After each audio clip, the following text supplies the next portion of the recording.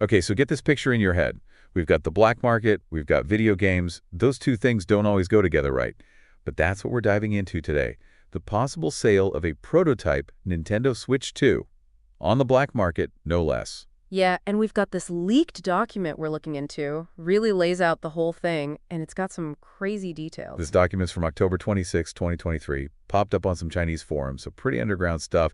And apparently it says this prototype is the whole shebang, dock Joy-Cons tablet, the whole 9 yards. Oh yeah, the whole package. And they're asking $40,000 for it, which is wild on its own. But what's really interesting is they're not trying to sell it to gamers. No, This is going straight to the accessory manufacturer. you mean like the folks making cases and screen protectors, stuff like that. Exactly. Cases, screen protectors, all of it. Because think about it, that early access for them, it's a gold mine. Oh, totally. If you're the only company with a Switch 2 case ready at launch, you're going to be rolling in it. It's a huge advantage and potentially a massive payday.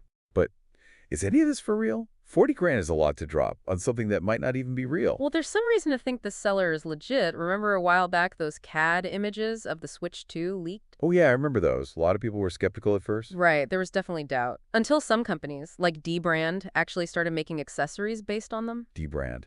The skin makers? Yeah, That's a pretty gutsy move, to base your products on something unconfirmed. it shows you how much confidence some people in the industry had in those leaked designs. And remember what happened when Nintendo finally did reveal the Switch They 2. matched. They matched the leaks perfectly. So this leak could be the real deal. But that brings up another question. What happens if this prototype gets into the wrong hands? Not just some accessory company. Right, that's where things could get dicey. This document actually talks about the potential for exploitation. Hackers and developers getting hold of it, trying to run their own code on the system.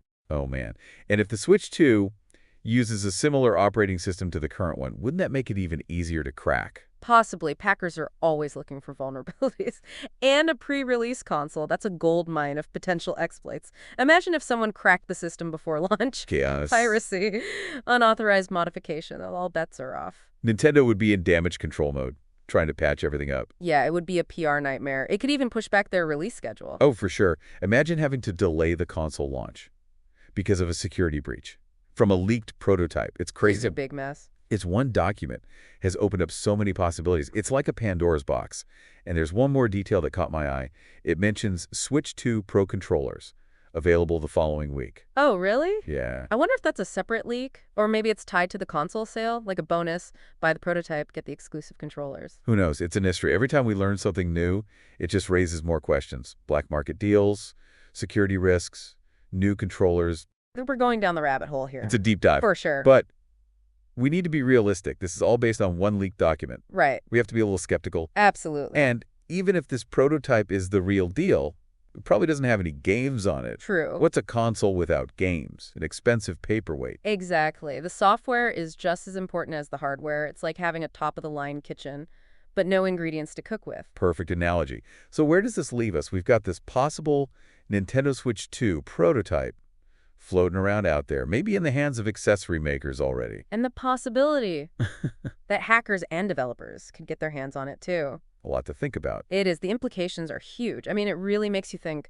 about the position that companies like Nintendo are in. They want to keep their new stuff secret, but these leaks are happening more and more. Yeah, it's like they're playing this high-stakes game of hide and seek, and it makes you wonder, could leaks like this actually change how consoles get released in the future? That's a great question. I mean, one possibility is companies get even more secretive, lock down prototypes and info even tighter. Or maybe they go the opposite direction and kind of lean into the leaks, use them for marketing or something. That's a risky strategy, but imagine the hype they could generate if they accidentally leak certain details, keep people guessing, and build up anticipation. It'd be a whole new game.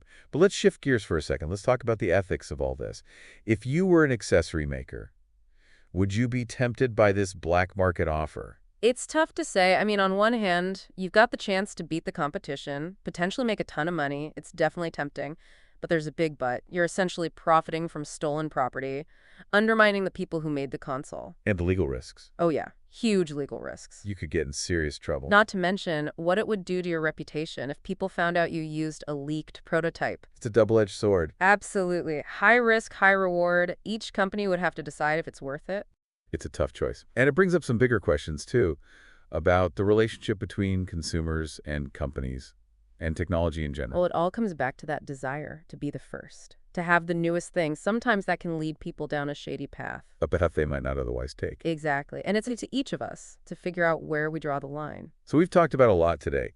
The details of this alleged black market deal, the potential impact on the gaming industry, and all the ethical questions it raises. It's a really complex situation, and it shows how things are changing, how information is power, and how the lines between right and wrong can get blurry.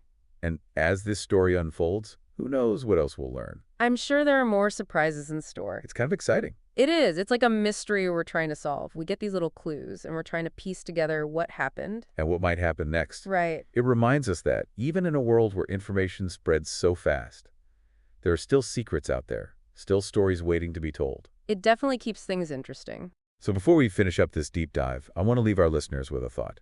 Imagine you're offered this prototype, all the potential it holds, but also all the risks. What would you do?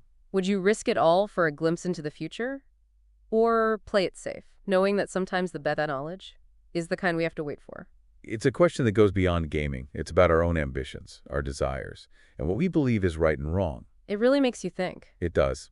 And with that, we'll let you ponder those questions. But stay tuned, because as this story develops, we'll be right here, diving deep into the latest updates, unraveling the mysteries as they unfold. Yeah, it really makes you think about what you do in that situation. It does. It goes way beyond this one leak, too. We see these ethical dilemmas all the time, in all sorts of industries. Right, like it's just one example of a much bigger conversation we need to be having about information and responsibility, especially as technology keeps advancing. Exactly. The stakes just keep getting higher. But that's what makes these deep dives so interesting, right? It's not just about the news itself. It's about what it all means. It's about understanding the bigger picture. And how we fit into it. And maybe even figuring out how to make better choices. So as this whole Nintendo Switch 2 thing plays out, we'll be watching closely. Absolutely. Will this prototype cause a major security breach?